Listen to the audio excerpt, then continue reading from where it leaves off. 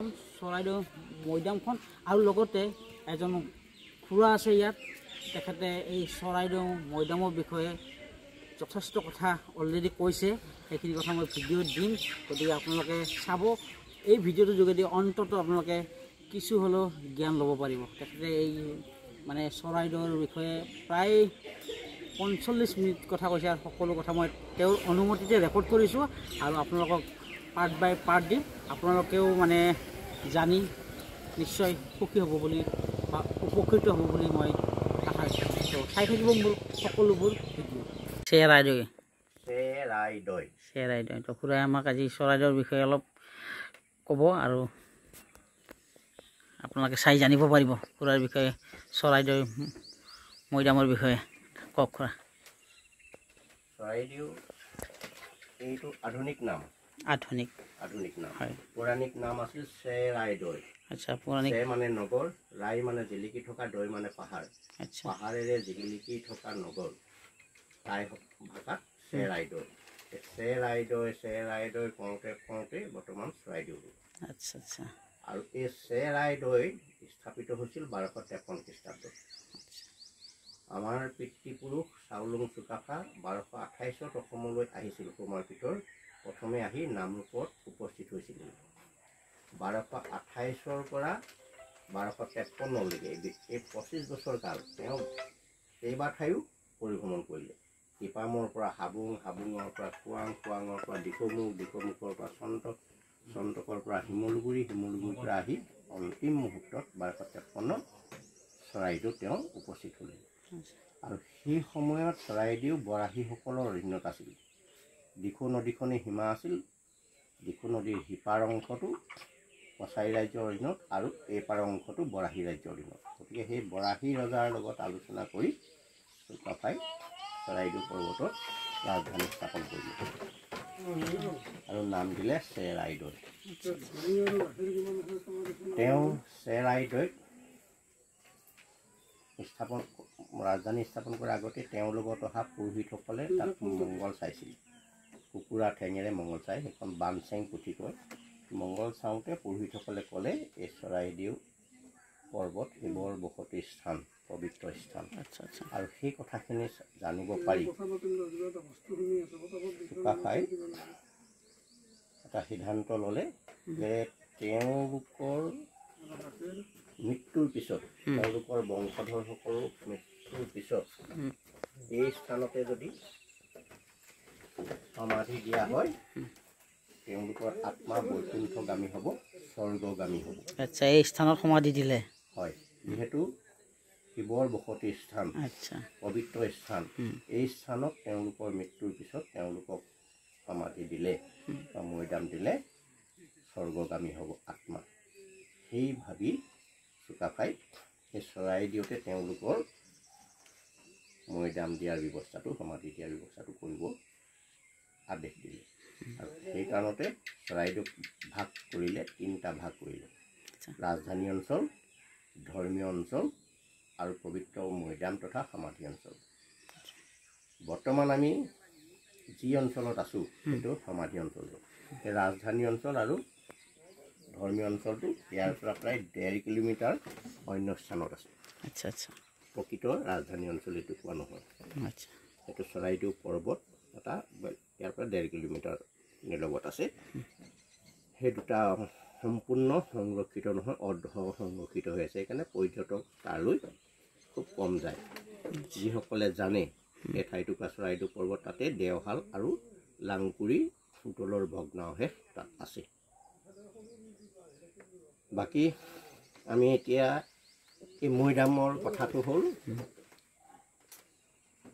বৰ্তমান যিখিনি মৈদাম আছে চৰকাৰে যিটো ৱৰ্ল্ড হেৰিটেজ বিশ্ব ঐতিহ্য ক্ষেত্ৰ হিচাপে স্বীকৃতি দিলে ইয়াত মাটিকালি আছে 843 বিঘা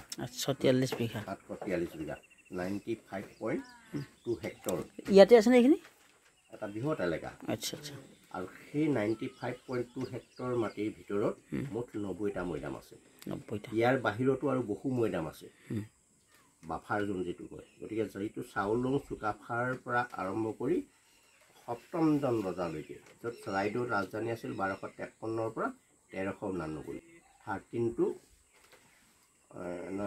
1253 to 1379 এইটো চনলৈকে চৰাইদেউত ৰাজধানী আছিল। সেই সময়ত যিসকল ৰজাৰ ইয়াত আছিল তেওঁলোকৰ সমাধিস্থল বেলেগ এটুকুৰা স্থানত আছে আৰু সেই স্থানটোক বাফাৰ জোন হিচাপে ধৰি লোৱা হয়। এতিয়া এইটো কোৰ জোন হিচাপে, কোৰ জোনত 90 মৈদাম আছে আৰু বাফাৰ জোনতো এতিয়াও বহু মৈদাম আছে। সেই মৈদামবিলাক সম্পূৰ্ণ সংৰক্ষিত নহয়, অৰ্ধ সংৰক্ষিত। আমি এতিয়া এই কোৰ জোনত থকা মৈদামবিলাকৰ বিষয়ে মানে ক'ব বিচাৰি বাকীবিলাকৰ কথা ক'ব নাযাওঁ। এতিয়া মৈদাম যেনেকৈ চৰাইদেউটো অৰিজিনেল আছিল চেৰাইদৈ আৰু মৈদামো আছিল অৰিজিনেল মৈদাম। মন্তেষ্ট্ৰীয় মই মানে শান্তি বা জিৰণি, দাম মানে মৃতক। এতিয়া সেই শব্দটো মৈদাম কওঁতে গৈ হৈ গ'ল মৈদাম। মৈ মানে মাটি, দাম মানে দম, মাটিৰ দম। প্ৰকৃততে আছিল শান্তিস্থল বা জিৰণিস্থল তাই মতে। সেই মৈদাম ইয়াত এতিয়া ৰাজ পৰিয়ালৰ মৈদাম। ইয়াতে বহু মৈদাম আছে। আহোমৰ ৰজা আছিল, প্ৰকৃত ৰজা 39জন। 39জন ৰজাৰে চৰাইদেউত মৈদাম নাই। কিছুমান এতিয়া যোৰহাট ৰজা মৈদাম ঠাইটুকুৰা নামি আছে, তাতো শেষৰ ৰজাৰ মৈদাম তালৈ গ'ল। দিহিঙীয়া ৰজাৰ মৈদাম বেলেগত আছে, চৰুগুৱা ফালে আছে, বহুতে কয় খামনতো আছে। ল'ৰা ৰজাৰ মৈদাম চামগুৰিত আছে। তেনেকৈ কেইবাজনো ৰজাৰ মৈদাম বেলেগ ঠাইত থকাৰ কাৰণে ইয়াত প্ৰায় 35-36জন ৰজাৰ মৈদাম চৰাইদেউত আছে। বাকী ৰাজমাও মৈদাম, ৰাণীসকলৰ মৈদাম, ৰাজকুমাৰীসকলৰ মৈদাম, সেই মৈদামবিলাকক ধৰিলে চৰাইদেউত 200ৰো অধিক মৈদাম আছে। তাৰমানে সম্পূৰ্ণ ৰাজ পৰিয়ালৰ মৈদাম আছে। এতিয়া এই মৈদামবিলাক নিৰ্মাণ কৰাৰ পদ্ধতিটো প্ৰথম অৱস্থাত এইটো দেখিছে অক্টাকোণাল ৱাল। মৈদাম নিৰ্মাণ কৰাৰ আগতে এই অক্টাকোণাল ৱালৰ এটা ভেটি নিৰ্মাণ কৰিলে। তাৰ পিছত তাৰ ভিতৰত এটা পকা ষ্ট্ৰাকচাৰ নিৰ্মাণ কৰে। মাটিৰ কলহটো উভতাই দিলে যিটো আকৃতি হয়, সেই আকৃতিৰ এটা পকাৰ ষ্ট্ৰাকচাৰে বনাই লয়। ইটাৰ প্ৰচলন হোৱাৰ আগতে কিন্তু সেই আকৃতিটো কাঠেৰে বনাইছিল, উৰিয়াম কাঠেৰে বনাই লয়। আৰু উৰিয়াম কাঠেৰে বনাই লোৱাৰ পিছত মৰাৰ পিছত তাৰ মৃতদেহটো সেই কাঠৰ ঘৰটোৰ ভিতৰত ভৰাই দি তাক মাটিৰে পুতি দিয়ে। সেইকাৰণতে সেই বস্তুটো মৈদাম হয়। আৰু ইটাৰ সৃষ্টি হোৱাৰ পিছত সেই কাঠৰ ঠাইত পকাৰে বনায়। মাটি কলহটো উভতাই দিয়াৰ নিচিনা দিলে যিটো সৃষ্টি হয় তেনেকুৱাকৈ বনাই লোৱাৰ পিছত মৃতদেহ তাত ভৰাই দিয়ে। ভৰাই দিয়াৰ পিছত মাটি দি পুতি দিয়ে। সেইকাৰণে মাটি দিয়াৰ কাৰণে সি মৈদামো হ'ল আৰু পকা ষ্ট্ৰাকচাৰটো মৈদাম হ'ল। দুটা শব্দ ইয়াত সংযুক্ত হৈ আছে। আৰু এতিয়া মৈদামৰ মাটি দিয়াৰ পিছত সেই মাটিবিলাকক পুনৰ খহি নাযাবৰ কাৰণে সেই মাটিবিলাকৰ ওপৰত আকৌ শিল আৰু ইটাৰে পূৰা প্ৰলেপ দিয়া থাকে। মৈদামবিলাক চালে দেখিব সেইটো মৈদামতো দেখিব একদম ওপৰত সম্পূৰ্ণ ইটা আছে প্ৰলেপ দি থৈ দিয়ে। আৰু সেই ব্যৱস্থাটো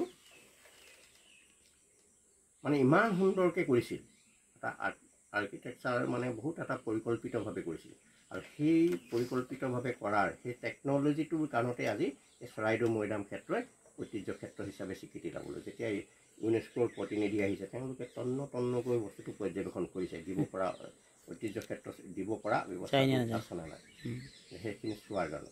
আৰু এতিয়া কথা হ'ল এই নিৰ্মাণ কৰোঁতে যিবিলাক সামগ্ৰী ব্যৱহাৰ কৰিছিল, আমি আজিৰ দিনত চিমেণ্ট আৰু বালি মিক্স কৰি মছলা বুলি কওঁ, কিন্তু সেই সময়ত কৰাল ব্যৱহাৰ কৰিছিল।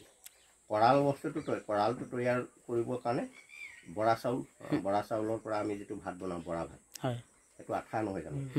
গুড়, আজিকালি মানুহে চুলাই বনাবৰ কাৰণে, চুলাই মদ বনাবৰ কাৰণে যিটো গুড় বহায় মানে লেজুৱা যিটো গুড়,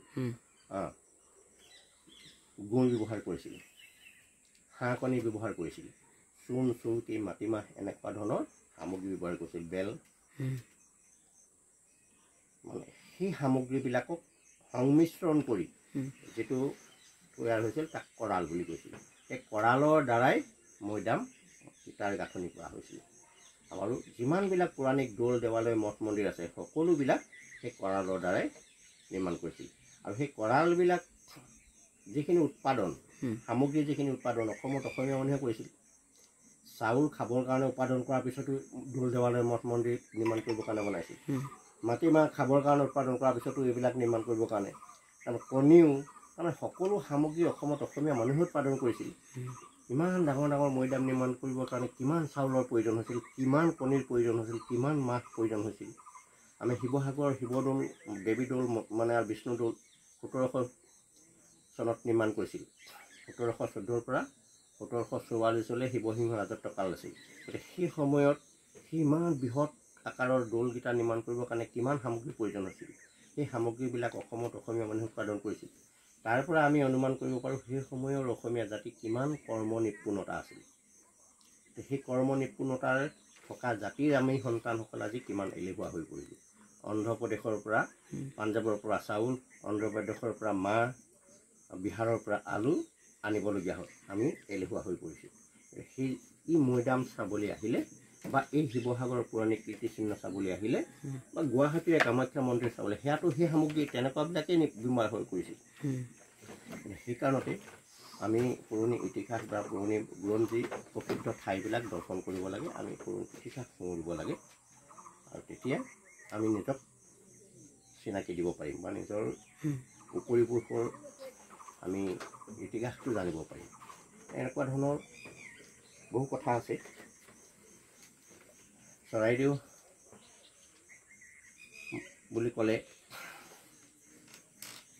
তাৰমানে 1 ঘণ্টা বা আধা ঘণ্টাত শেষ কৰিব পৰা এটা মানে বহুত দীঘলীয়া সময় লাগিব সেইটো কাৰণে মই চমুকৈহে কিছু কথা অৱগত কৰিছোঁ এতিয়া আৰু ধৰক বহুতৰ বিভিন্ন প্ৰশ্ন থাকে প্ৰশ্নবিলাক থাকিলে উত্তৰ দিবলৈ সুবিধা হয় এতিয়া মোৰ এটা প্ৰশ্ন আছে এই যে আমাৰ যিটো আমি বৰ্তমান ইটা বুলিয়ে ক'লোঁ আপোনাক এইটো এই যে দেৱালখন লগাইছে এইটো কিহে মানে এইটো কিহেৰে বনোৱা হৈছিলে আমাৰ যেতিয়া আজি যিটো ইটা আমাৰ মাটিৰে বনোৱা হয় সেইটো মানে কিহেৰে বনোৱা হৈছে এইটো এইটো ইটা সেই মাটিৰে বনোৱাই কিন্তু মাটিৰ লগত এই মাটিটোৰ পৰা আমি চুলকি যে বুলি ক'লোঁ এই ইটাৰটোৰ পিছত ইটা গুৰি যিটো হয় ইটাটো ভঙাৰ পিছত যিটো গুৰি ওলাব সেই গুৰিটোৱেই চুলকি হয় ইটা গুৰি এইবিলাক নিৰ্মাণ কৰিবৰ কাৰণে ইটা মাটিৰে বনায় মাটি পুৰা মাটিটো পুৰি ল'লে খুব মানে সুন্দৰ হয় আচ্ছা এইটো কেতিয়া হেৰি কৰিছে আপোনাৰ মানে এইটো শিৱসিংহৰ বুলি অনুমান কৰোঁ আচ্ছা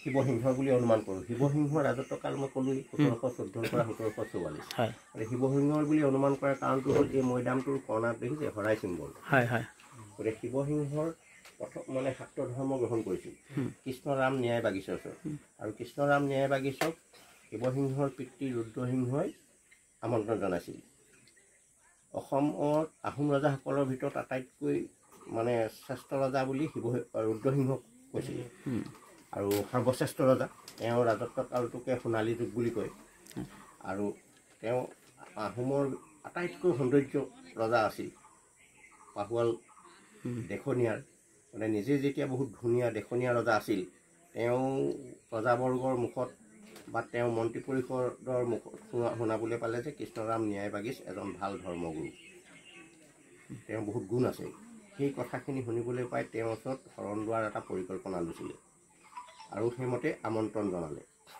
যেতিয়া দেখিলে কৃষ্ণৰাম ন্যায় বাগিছ হ'ল কেলকাতাৰ মানুহ পশ্চিমবংগলৰ মানুহ গতিকে তেওঁ স্বাভাৱিকতে তেওঁ সৌন্দৰ্য নহ'ব গতিকে আমাৰ ইয়াৰ নিচিনাকৈ যেতিয়া দেখা পালে ধৰ্মগুৰুজনৰ দেখনীয়া নহয় অকণমান কুৎসিত গতিকে ৰুদ্ৰসিংহই তেওঁৰ ওচৰত তেতিয়া দীক্ষা নল'লে আৰু দীক্ষা ঘূৰাই পঠালে সেই গুৰুজনা ঘূৰি যোৱাৰ পিছত কিছুদিনৰ পিছতেই ৰুদ্ৰসিংহ নৰিয়াত পৰিল নৰিয়াত পৰিলত মানে গুজব ওলালে যে কিবা অপৰাধ হ'ল গুৰুজনাৰ ওচৰত দীক্ষা নোলোৱাৰ কাৰণে অপৰাধ হ'ল সেই গুজবটো ওলোৱাৰ কাৰণতে ৰুদ্ৰসিংহই তেখেতক পুনৰ আমন্ত্ৰণ জনাইছিল কিন্তু তেওঁ সেই আমন্ত্ৰণ নাহিল দ্বিতীয়বাৰ তেওঁ নাহিল বেলপানী আৰু যিখিনি দীক্ষা দিবৰ কাৰণে যিখিনি সামগ্ৰী প্ৰয়োজন সেইখিনি তেওঁক প্ৰেৰণ কৰিছিল বেলেগৰ কটকীৰ জৰিয়তে আৰু সেই তাতো ৰুদ্ৰসিংহই অপমানিত তেওঁ ৰজা এনেকৈ পঠালে গ্ৰহণ নকৰিলে আৰু সেই নৰিয়াৰ অৱস্থাতে ৰুদ্ৰসিংহৰ মৃত্যু হ'ল কিন্তু মৃত্যুৰ আগমুহূৰ্তত পুতেক শিৱসিংহক কৈ গ'ল কৃষ্ণৰাম ন্যায় বাগিছৰ ওচৰত দীক্ষা ল'বৰ কাৰণে আৰু দেউতাকৰ কথামতে শিৱসিংহই কৃষ্ণৰাম ন্যায় বাগিচাৰ ওচৰত দীক্ষা লৈছিল, শৰণ লৈছিল। আৰু সেই তেওঁ সেইটো কাৰণতে কৃষ্ণৰাম ন্যায় বাগিচা আছিল শাক্তপন্থী। গতিকে সেই শাক্তপন্থীৰ হিচাপত শাক্তৰ হিন্দু ধৰ্মৰ এটা অংগ। আৰু সেইমতে বাকী মৈদামবিলাকৰ মানে যিটো আমাৰ আকৃতি, সেই আকৃতিৰ তুলনাত এই মৈদামটো এই যে শৰাই, আমি 8টা কোণত 8খন শৰাই চিম্বল পাওঁ, এইবিলাক অৰিজিনেল। এই এতিয়া নতুনকৈ ধৰক আমাৰ ডিপাৰ্টমেণ্টে পুনৰ মানে হেৰি কৰিছে, নিৰ্মাণ কৰিছে। অৰিজিনেল যিটো ষ্ট্ৰাকচাৰ তাৰ সেই ডিজাইনটোৱেই ৰখা হৈছে। আৰু তাৰ ওপৰত ভিত্তি কৰি শিৱসিংহৰ জীৱনী, বুৰঞ্জী থকা জীৱনী আৰু মৈদামটোৰ আকৃতি ওপৰত ভিত্তি কৰি আমি অনুমান কৰোঁ শিৱসিংহৰ বুলি। আৰু তাৰমানে আহোমসকল প্ৰথম অৱস্থাত টাও ধৰ্ম আছিল। টাও ধৰ্মত শৰাই ব্যৱহাৰ কৰা নহয়, লেহেঙা ব্যৱহাৰ কৰা হয়, তাৰ চিম্বলটো বেলেগ।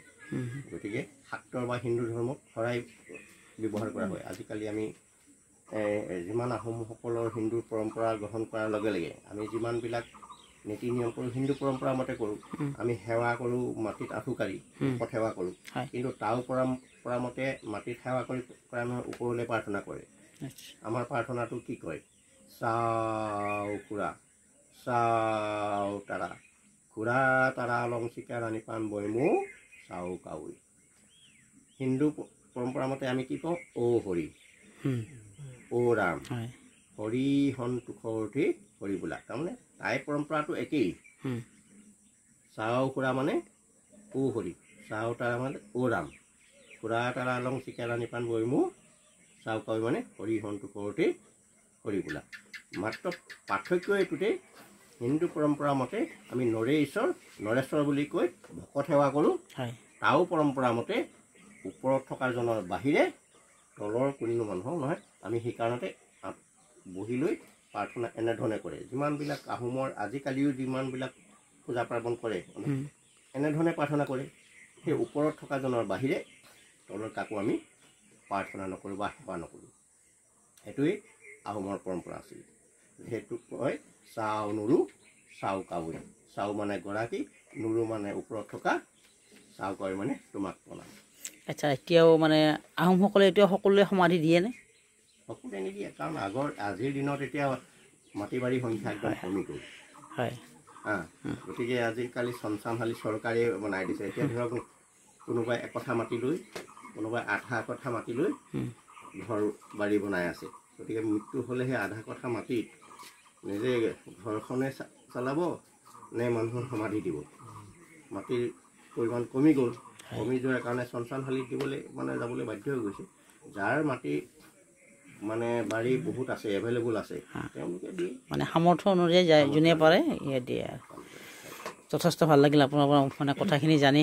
আৰু এই কথাখিনি ভিডিঅ'ৰ জৰিয়তে আৰু কেইজনমানে জানিব। আৰু ভিডিঅ'ত দিলে মানে ফেচবুকত দিলে কিবা আপোনাৰ প্ৰব্লেম আছে নেকি, অসুবিধা আছে নেকি? অসুবিধা কিন্তু থাকিব। তাৰমানে আপুনি ইমান ধুনীয়াকৈ ক'লে, আমিতো ইয়াৰ অলপো জনা নাছিলোঁ। আপোনাৰ পৰা যথেষ্ট জানিলোঁ।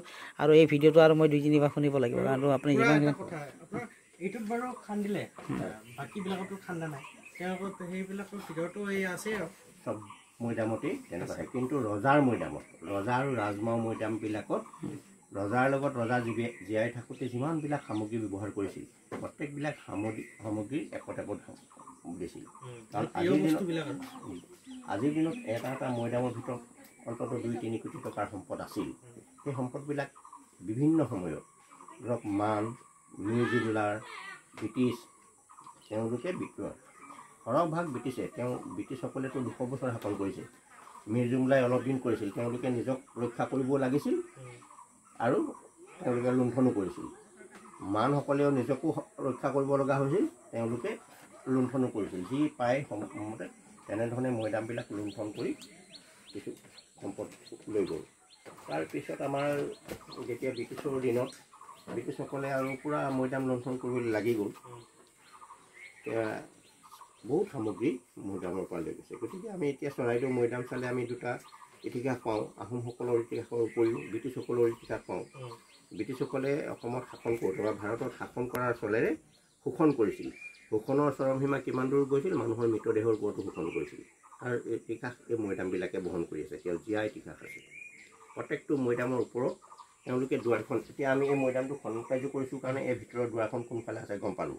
আচ্ছা এইটো খনন কাৰ্য কৰা এইটো যদি অৰিজিনেল মৈদামবিলাক এনেকুৱা এই মাটি যদি আকৌ আমি পুতি দিওঁ কোনোবাই গম পাব নেকি দুৱাৰখন কোনফালে আছে? সেই মৈদামবিলাক আমি চাৰিওফালে ঘূৰিলে গম পাম নেকি মৈদামৰ ভিতৰত সোমোৱাৰ দুৱাৰখন কোনফালে আছে? গতিকে ইংৰাজসকলেও সেইটো গম পোৱা নাছিল। গম নোপোৱাৰ কাৰণে তেওঁলোকে ওপৰৰ মাটিখিনি খালী কৰি পকা ষ্ট্ৰাকচাৰটো ভাঙি ভিতৰত প্ৰৱেশ কৰি যিমানবিলাক মূল্যৱান সম্পদ আছিল চব লৈ গৈছে। আমি তাৰ যি অকণমান থাকি গ'ল তেওঁলোকে মানে ইংৰাজসকলে এই মানে মৈদামৰ পৰাও লৈ গৈছে মৈদামৰ পৰা লৈ গৈছে। আচ্ছা গতিকে সেইটো কাৰণতে তাৰ ইতিহাস বহন কৰি আছে। সেইকাৰণে ওপৰত আপোনাৰ এই পকাৰে বনোৱা আছে। পকা সেই ওপৰৰ সেইটো পকা নহয় টকৌ পাতৰ তাৰমানে সেই মস্ত এটা গাঁত আছে নহয়। আচ্ছা আচ্ছা বৰষুণৰ পানী পৰি ভিতৰৰ ষ্ট্ৰাকচাৰটো বেয়া হ'ব যে সেই বৰষুণৰ পানীটো প্ৰটেকশ্যন দিয়াৰ কাৰণে আমি চালি দি থৈছোঁ গাঁতটো মানে হেৰি কৰিছোঁ। এতিয়া সেইটো মানে হেৰি হৈছে পুৰণি হৈছে এতিয়া আকৌ আমি ৰিপেয়াৰিং কৰা হ'ব। নাই নাই এতিয়া মৈদাম মানে হ'ল ধৰক ৰজা মহাৰজা তেওঁলোকৰ সমাধিৰ ভিতৰত আৰু কি আছিল তাৰমানে সমাধিৰ পৰা কি বিকিছিল ৰজাৰ লগত ৰজাক তাক মৃতদেহটো তাক দিওঁতে ৰজাই ব্যৱহাৰ কৰা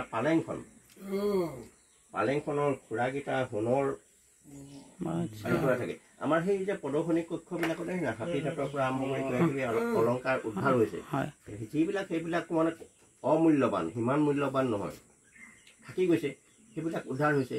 ৰজাই ব্যৱহাৰ কৰা হেংদাংখন ৰজাৰ পালেংখনৰ লগত দিয়ে। মুকুটটো ৰজাই যদি তামোল খোৱা হৈছিলে তামোলৰ চূণৰ টেমিটো সোণৰ আছিল। কটাৰীখন দিয়ে সোণৰ নাল লগা কটাৰীখন দিয়ে নালটো সোণৰ থাকে। ইংৰাজে যিখিনি লগা বস্তু সেইখিনি লৈ গৈছে তাৰ ভিতৰেদি লুণ্ঠন কৰি সেই ইতিহাসবিলাক এই মৈদামবিলাকে এতিয়াও বহন কৰি আছে।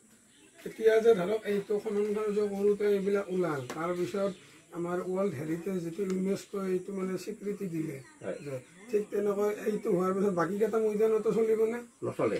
কাৰণ ইয়াতে যিটো মানে এই মৈদামটোৰ আমাৰ যিটো খনন কাৰ্য কৰাৰ আগত সম্পূৰ্ণ ফটোগ্ৰাফী কৰা হৈছে অৰিজিনেলি আৰু ষ্টিলকৈ খান্দি যাওঁতে সেইটো ফটোগ্ৰাফী কৰা আছে।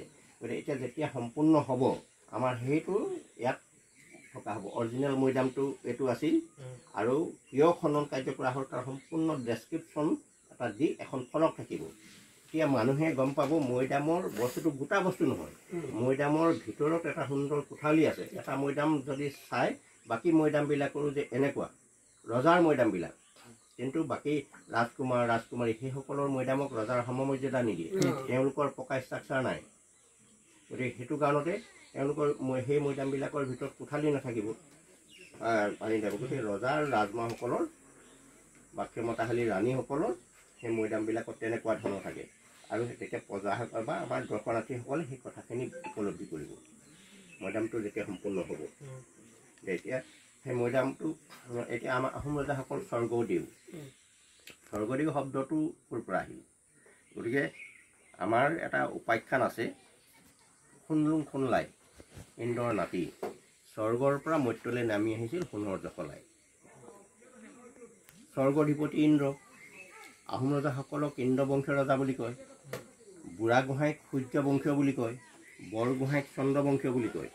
তিনিজন দেৱতা স্বৰ্গৰ অধিপতি ইন্দ্ৰ সূৰ্য আৰু চন্দ্ৰ। সেই স্বৰ্গৰ অধিপতিজনৰ লগত যিটো সম্বন্ধ আছে আহোম ৰজাজনক স্বৰ্গৰ লগত যেতিয়া সম্বন্ধ আছে সেই হিন্দু ধৰ্ম গ্ৰহণ কৰাৰ পিছত সেইকাৰণ ছাৰ মই অকণমান ব্যস্ত আছোঁ মই ফোন কৰিম আপোনালৈ। সেই স্বৰ্গৰ লগত সম্বন্ধ থকাৰ কাৰণে আহোম ৰজাজন স্বৰ্গদেউ মানে ঈশ্বৰৰ প্ৰতিনিধি বুলি ভাবিছিল। তেতিয়া আমাৰ এই মৈদামটো খনন কাৰ্য কৰোঁতে তাত 5টা কংকাল ওলাইছে।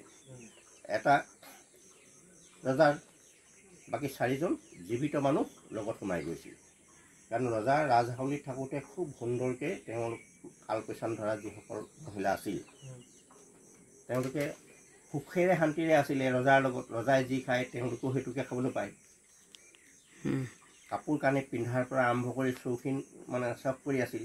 গতিকে মৃত্যুৰ পিছতো তেওঁলোকে ভাবিছিল আমি ৰজাৰ লগত মানে সুখে শান্তিৰে আছিলোঁ, আমি ৰজাৰ লগতে যাওঁ স্বৰ্গদেউৰ লগতে যাওঁ, আমি তেওঁৰ লগতে সুখে শান্তিৰে থাকিম, পুনৰ তেওঁৰ লগতে জন্ম লৈ আমি সুখে শান্তিৰে থাকিম।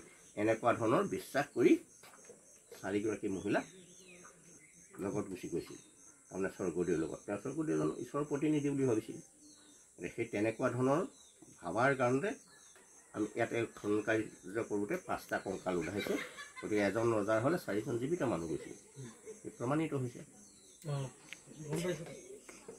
এনেকুৱা ধৰণৰ কাহিনী। জীৱিত মানুহৰ কংকাল আৰু মৃতৰ কংকাল এইটো গম পোৱা যায় ন? DNA টেষ্ট কৰা হৈছে নহয়। আচ্ছা আচ্ছা তাতে ধৰা পৰে। DNA টেষ্ট হায়দৰাবাদত DNA টেষ্ট কৰি আনিছে। আচ্ছা এতিয়া তেওঁলোকে যে ইয়াত মৃত্যু হৈছে, তেওঁলোকে নিজে নিজে তেওঁলোকৰ কেনেকৈ ইয়াতে ৰজাজনটো মৃতৰ ৰজাজনক সমাধি দিব লৈ অহা গ'ল। এতিয়া জীৱিত কেইজনে তেওঁলোকে নিজে নিজে মৃত্যু হৈছে নেকি? মৈদামৰ ভিতৰত যিটো ৰুম আছে, এটা ডাঙৰ ৰুম আছে। আমাৰ যিটো দুৱাৰখন যিখন এণ্ট্ৰেঞ্চ, সেইটো এণ্ট্ৰেঞ্চটোৰ হ'ল থিকনেছটো 3.75 মিটাৰ, ব্ৰেডটো 2 মিটাৰ, হাইটো 1.90 মিটাৰ। ইমান এখন আঁৰি যোৱাৰ পিছত ভিতৰত কোঠালিটো আছে আৰু সেই শটো তাত ভৰাই দিয়াৰ পিছত সেই 4গৰাকী মহিলা তাত সোমাই থাকিল আৰু তেওঁলোকৰ ভিতৰত থাকোঁতে খোৱাৰ সামগ্ৰীৰ লগত দিয়ে, ৰান্ধি বাঢ়ি খাবৰ কাৰণে পাত্ৰ দিয়ে। কাৰণ এই মৈদামটো খনন কৰি মাটিৰ পাত্ৰ উদ্ধাৰ হৈছে আৰু তাত পোহৰৰ ব্যৱস্থা আমাৰ সেই তাতে সেই ফটোগ্ৰাফীত আছে, মানে চাব ভালকৈ। এটা কাঠৰ মানে খুৰাৰ এটা ডাঙৰ খুৰা এটা আছে, তামৰ বুটাৰ দি থকা। তাৰমানে সেইটো বস্তু কি হৈছিলে, চাকি মানে পোহৰ। আমি সৰু হৈ থাকোঁতে আমি গছা ব্যৱহাৰ কৰিছোঁ, গছা চাকি থ'বৰ কাৰণে। সেই তেনেকুৱা ধৰণৰ এইটো গছা আহিছে। তাৰমানে তেওঁলোকে যিমান দিন জীয়াই থাকিব সেইটো সেই তাতে পোহৰ ব্যৱস্থা কৰিবৰ কাৰণে সেইটো দিয়া আছে। মৈদামটোৰ ভিতৰত সেইটো উদ্ধাৰ হৈছে আৰু যেতিয়া মাটিৰ পাত্ৰ সিয়াতে দেখা আমাৰ ফটোগ্ৰাফী দিয়া আছে। গতিকে সেই বস্তুখিনি মৈদামটোৰ ভিতৰত উদ্ধাৰ হোৱাৰ কাৰণে ই প্ৰমাণিত হৈছে। পাত্ৰ মাটি ধৰক আমাৰ মলাচৰুৰ যিটো মানে হয়, আজিৰ দিনত আমাৰ মানুহ শান্তি হ'লে এই যে মানে নিজে ৰান্ধি বাঢ়ি খাবৰ কাৰণে যিটো মলাচৰু, তেনেকুৱা ধৰণৰ বস্তু উদ্ধাৰ হৈছে। তাৰ পৰাই সেইটো প্ৰমাণিত হৈছে সেই জীৱিত মানুহে যিমান দিন থাকে, যি 1 ঘণ্টাই থাকক, 2 ঘণ্টাই থাকক বা এবছৰে থাকক, সেই থকা সময়খিনি তেওঁলোকে ৰান্ধি বাঢ়ি খাই মেলি থাকিব, অকণমান পোহৰ তলি থকা দিছে। আৰু তাৰপিছত সেই যিটো এপ্ৰ'চটো মই যিটো ক'লোঁ, সেইটো সম্পূৰ্ণ বোল্ডাৰ দি বন্ধ কৰি দিয়ে। আমাৰ সেই তাতে বোল্ডাৰখিনি ষ্টক কৰি থোৱা চাই গছজোপাই পেলাই আমি বেৰা দি থৈছোঁ যে, সেই বোল্ডাৰখিনি সম্পূৰ্ণ তাত সেইটো মানে এপ্ৰ'চটো বন্ধ কৰি দিলে। বন্ধ কৰি সন্মুখৰ ভাগত ফলা শিলেৰে, শিলবিলাক ডাঙৰ ডাঙৰ শিল ফালি ফালি চেপেটা শিলেৰে সম্পূৰ্ণ সেই মছলা যিটো কৰাল দি গাঁথনি কৰি দিয়ে। গাঁথনি কৰি দিয়াৰ পিছত মাটি দি পুতি দিয়ে। মাটিখিনি কিন্তু একেদিনাখনে দিয়ে। একেদিনাখনে মাটি দিয়াৰ প্ৰমাণটো হ'ল, আমি মৈদামটো যেতিয়া খনন কাৰ্য কৰিছোঁ, একেবাৰে তলত গেটৰ সন্মুখত কেঁচা তামোল পাণ উদ্ধাৰ হৈছে। আজি ছিঙি আনিলে যিটো তামোলটোৰ যিটো ৰং, পাণখিলাৰ যিটো ৰং, তেনেকুৱা কেঁচা তামোল পাণ উদ্ধাৰ হৈছে আৰু কেঁচা বাঁহ উদ্ধাৰ হৈছে। যদি মাটি একেদিনাখনে দিয়া নহ'ল হয়, তামোল আৰু পাণৰ ৰংটো মানে বেলেগ হৈ পৰিলে হয়। কাৰণ তাত ৰ'দৰ মানে প্ৰভাৱ, বৰষুণৰ প্ৰভাৱ, বায়ুৰ প্ৰভাৱ, বিভিন্ন ক্ৰিয়া হ'লহেঁতেন। ক্ৰিয়া প্ৰতিক্ৰিয়াৰ ফলত তাৰ ৰংটো অলপ বেলেগ হৈ গ'লহেঁতেন। কিন্তু তাত তামোল পাণৰ মানে আগবঢ়াই লৈ ধুমধাম মাটি দি দিলে আৰু তেতিয়া সেই মাটি দিয়াৰ পিছত আৰু তাত আৰু কোনো তাৰ মানে বেলেগ কোনো প্ৰভাৱ নহ'ল, তাৰ ক্ৰিয়া প্ৰতিক্ৰিয়া একো হ'বলৈ নাপালে, পিয়'ৰ এচিড থকা নিচিনাকৈ থাকি গ'ল। আৰু এইটো যদি শিৱসিংহৰ হয়, তেতিয়াহ'লে 1714 পৰা 1744 তেওঁ ৰাজত্বকাল আছিল আৰু আমি খনন কাৰ্য কৰিছোঁ 2000 চনত। ইমান বছৰ তাৰ তলত সি একেই ৰং হৈ থাকিল, সজীৱ হৈ থাকিল। সেইটো কাৰণে এটা প্ৰমাণিত হৈছে মাটিবিলাক একেদিনাখনে দিয়া। আৰু ইমান এটা বৃহৎ মৈদাম মাটি একেদিনাখনেই দিয়া, গতিকে সিও এটা আমাৰ অসমীয়া জাতিৰ কৰ্ম নিপুণতাৰ পৰিচয় দাঙি ধৰিছে। একেদিনাখনে ইমান ডাঙৰ পাহাৰ বনাব পৰা মানে সামৰ্থ্য অসমীয়া জাতিৰ আছিল। এইটো মানে 2000 চনতে খনন কৰা হৈছিলে এইটো? 2000 চনত। আচ্ছা, এতিয়া আৰু কৰিব বাকী আছে নেকি? মানে যে এতিয়া খনন কাৰ্য মানে বাকী নাই, এতিয়া তাক পুনৰ সংৰক্ষণৰ তাৰমানে এতিয়া কনষ্ট্ৰাকশ্যনৰ কামখিনি আছে। কনষ্ট্ৰাকশ্যনৰ কামখিনি দেৰি হোৱাৰ মানে বিভিন্ন কাৰণ আছে। তাৰমানে ইয়াক ডিজাইনটো কেনেকুৱা দিয়া হ'ব, পাব্লিকৰো হাংগামা হয়তো, পাব্লিক আমাৰ বহুত সংগঠন আছে, কিছুমানে ক'ব এনেধৰণে কৰক, কিছুমানে ক'ব এনেকুৱা ধৰণৰ কৰক, কিছুমানে ক'ব এনেকুৱা ধৰণৰ। তাৰমানে এতিয়া এক হোৱা নাছিল। এতিয়া কিন্তু ইউনেস্কোৰ যেতিয়া প্ৰগ্ৰেম হৈ গ'ল তেতিয়া ফাইনেল ডিচিশ্যন হ'ল আৰু এইটো কৰা হ'ব। এই কাৰণতে এতিয়া সেই ডিচিশ্যনৰ মতে কাম চলি আছে। এতিয়া অলপ মানে ঠিকাদাৰৰ অকণমান টেকনিকেলি হেৰিৰ পৰা কাৰণে কামটো অলপ দিন বন্ধ হৈ আছে। আকৌ 2-1 পিছত আকৌ আৰম্ভ। মোটামুটি আমি মানে নেক্সট বছৰমান আহিলে মোটামুটি হয়তো আমি যদি আহোঁ আৰু দেখা পাম আৰু এনেকুৱা এটা। নিশ্চয় নিশ্চয় নিশ্চয়। ঠিক আছে বাৰু, বহুত ভাল লাগিলে। আপোনাৰ যোনটো ফটোটো, যোনটো চৰাইদেউ মৈদামৰ মেইন ফটোটো যোনটো পোষ্টাৰত লগত থাকে গুগলত থাকে, এইটো নহয়, সেইটো আৰু এটা বেলেগ এটা, সেইটো পাৰ্টত আছে অসম চৰকাৰ। ইয়াতে দুটা পাৰ্ট আছে, এটা ষ্টেট গভৰ্ণমেণ্টৰ আণ্ডাৰত, এটা চেণ্ট্ৰেল গভৰ্ণমেণ্টৰ আণ্ডাৰত। এই ছাইডটো চেণ্ট্ৰেল গভৰ্ণমেণ্টৰ আণ্ডাৰত। আচ্ছা। ইয়াত দুটা পাৰ্ট হোৱাৰ কাৰণটো হ'ল আমাৰ মানুহে বুজি নাপায় চৰাইদেউ এঠাই, কিন্তু দুভাগ কিয় হ'ল। এই কেন্দ্ৰীয় চৰকাৰটো 1970 চনতে আহিছিল। 1970 চনতে গেজেটেড নটিফিকেশ্যন মতে মাত্ৰ 30 বিঘা মাটি কেন্দ্ৰীয় চৰকাৰে সংৰক্ষণ কৰিব ল'লে। এই 30 বিঘা মাটিতে 4টা মৈদাম। এটা আমাৰ দিল্লীত এটা ৰেকৰ্ড আছে, গ্ৰুপ অফ 4 মৈদাম। আমাৰ এইফালৰ পৰা সেইটো মৈদামক ধৰিলে 1 নম্বৰ, এইটো 2 নম্বৰ, 3 নম্বৰ, 4 নম্বৰ। এই প্ৰথম অৱস্থাত এই 4টা মৈদাম কেন্দ্ৰীয় চৰকাৰে আৰ্কলজিকেল চাৰ্ভে অফ ইণ্ডিয়াই সংৰক্ষণ কৰিব ল'লে। আৰু ইয়াত মৈদামৰ নামত 578 বিঘা মাটি আছিল। ইয়াত এখন মানে স্থানীয় মানুহৰ দ্বাৰা মৈদাম সংৰক্ষণ সমিতি বুলি এখন সমিতি আছিল। আৰু সেই সমিতিখনে স্বৰ্গদেউসকলৰ স্মৃতি তৰ্পণ বুলি এটা অনুষ্ঠান আছে, 1952 চনত পাতি আহিছে। প্ৰত্যেক বছৰে ফাগুন মাহত অনুষ্ঠানটো পাতে। ফাগুন মাহত অনুষ্ঠানটো পাতোঁতে ৰাজহুৱা সভা হয়। ৰাজহুৱা সভাত প্ৰত্যেক বছৰে এটা প্ৰস্তাৱ অসম চৰকাৰলৈ পঠায়। টোটেল মাটি কালি 578 বিঘা, মাত্ৰ 30 বিঘা মাটি কেন্দ্ৰীয় চৰকাৰে সংৰক্ষণ কৰিছে।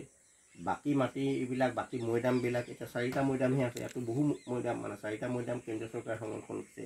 আৰু বাকী মৈদামবিলাক চৰকাৰে সংৰক্ষণ কৰিব লাগে, এনেধৰণে আবেদন দি থাকে আমাৰ মৈদাম সংৰক্ষণ সমিতি।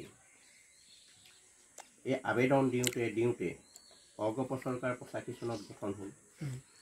অগপ চৰকাৰৰ আমাৰ স্থানীয় ইয়াৰ বহু মানুহ পূৰা অগপৰ লগত সংযুক্ত হ'ল। এই সংৰক্ষণ সমিতি, মৈদাম সংৰক্ষণ সমিতিৰ মানুহো মানে অগপ চৰকাৰৰ অকণমান ওপৰ লেভেলত হ'ল। সেই অগপ চৰকাৰৰ লগত সংযুক্ত থকা পিছৰ বছৰ অগপ চৰকাৰৰ মন্ত্ৰী হৈছিল ৰাজ্যিক মন্ত্ৰী হিৰণ্য কোঁৱৰ, পশুপালন বিভাগৰ। হিৰণ্য কোঁৱৰ আমাৰ ইয়াৰ পৰা 1.5 কিলোমিটাৰ নিলগত ঘৰ। গতিকে তেওঁৰ জৰিয়তে প্ৰথমবাৰ অগপ চৰকাৰ হওঁতে তেওঁ মানে ইলেক্ট্ৰিচিটি বৰ্ডৰ চেয়াৰমেন পদত আছিল। আৰু তেওঁ ভিগু ফুকনৰ খুব ক্ল'জ আছিল, একেবাৰে ভাল বন্ধু আছিল। গতিকে সেই প্ৰথমবাৰতে প্ৰফুল্ল মহন্তৰ লগতো ভাল আছিল। দিল্লীত যিটো চুক্তি স্বাক্ষৰ হৈছিল, চুক্তি স্বাক্ষৰকাৰীৰ ভিতৰতো তেওঁ এজন আছিল। গতিকে এই সংৰক্ষণ সমিতিয়ে হিৰণ্য কোঁৱৰক এই প্ৰস্তাৱটো দিলে।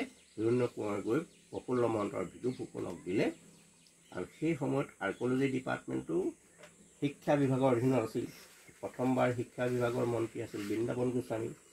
আৰু সেই প্ৰস্তাৱটো চৰকাৰক দিয়াৰ লগে লগে প্ৰস্তাৱ চৰকাৰে গ্ৰহণ কৰি বাকী মাটিখিনি অসম চৰকাৰে সংৰক্ষণ কৰাৰ আইন প্ৰণয়ন কৰি আৰ্কলজি বিভাগক দি দিলে। শিক্ষা বিভাগে ল'লে, শিক্ষা বিভাগে আৰ্কলজি বিভাগক দিলে। আৰু সেই তেতিয়াৰ পৰা 86 চনত অসম চৰকাৰে মাটিখিনি মানে বাকী মাটিখিনি সংৰক্ষণ কৰিবলৈ ল'লে। আৰু সেই তেতিয়াই পৰাই দুভাগ হৈ গ'ল। এটা অসম চৰকাৰে সংৰক্ষণ কৰিছে, যদি কেন্দ্ৰীয় চৰকাৰে যদি প্ৰথমতেই গোটেইবিলাক লৈ ল'লে, গোটেই 578 বিঘা মাটি সংৰক্ষণ কৰিলে, তেতিয়া এটা ভাগেই হৈ থাকিলে। দুভাগ হোৱাৰ কাৰণটো সেইটোৱেই। কিন্তু এতিয়া সেই 578 বিঘাৰ পিছত ইউনেস্কোৱে যেতিয়া হেৰিটেজ ঘোষণা, এতিয়া আৰু বৃদ্ধি হৈ 843 বিঘালৈ হ'ল মাটি, আৰু বৃদ্ধি হ'ল। তাৰমানে ইয়াত চৰাইদেউ চাহ বাগিচাৰ ভিতৰত এই 578 বিঘা মাটিৰ উপৰঞ্চি চৰাইদেউ চাহ বাগিচাৰ ভিতৰত 4টা মৈদাম সোমাই আছিল, আৰু মৈদামৰ মাটি ভালেমান সোমাই আছিল। সেই মাটিখিনি চৰাইদেউ চাহ বাগিচাৰ পৰা উচ্ছেদ কৰি মৈদামৰ লগত সংযুক্ত কৰি দিলে। সেইকাৰণে এতিয়া 843 বিঘা হ'ল। এনেকুৱা ধৰণৰ দুটা ভাগ হোৱাৰ কাৰণটো হ'ল সেইটো। ঠিক আছে, আজি যথেষ্ট কথা জানিলোঁ আপোনাৰ পৰা। নেক্সট আৰু কেতিয়াবা আহিলে আৰু আপোনালোক কৰিম, আৰু পিছৰখিনি আৰু জানিম আৰু। কাৰণ যিমানখিনি আছে সেইখিনিতো 1-2 ঘণ্টাত আপুনি কৈও শেষ কৰিব নোৱাৰিব। গতিকে পিছত আৰু আহিম তো ভাল লাগিল আপোনাৰ মানে কথাখিনি গম পাই তেখেতকো ধন্যবাদ দিব লাগিব তেখেতে কোৱাৰ লগে লগে মানে আপোনাক মাতি দিছে আৰু ইমানখিনি কথা জানিলোঁ যিখিনি আমিতো ইয়াৰ মানে 1% জানা নাছিলোঁ আমি কেৱল চাব আহিব লাগে চাই যাওঁ জেগাত গ'লে আৰু বহুত জেগাত গাইড নাপাওঁ গতিকে আপুনি ইমান ধুনীয়াকৈ আমাক বুজাই দিলে তাৰ বাবে আমি বহুত কথা জানিলোঁ আজি আৰু মানে বহুত নজনা কথা আৰু আমাৰ জৰিয়তে আৰু দুই এজনে হ'লেও জানিব এইখিনি কথা আপুনি ইমান সুন্দৰকৈ ক'লে ধন্যবাদ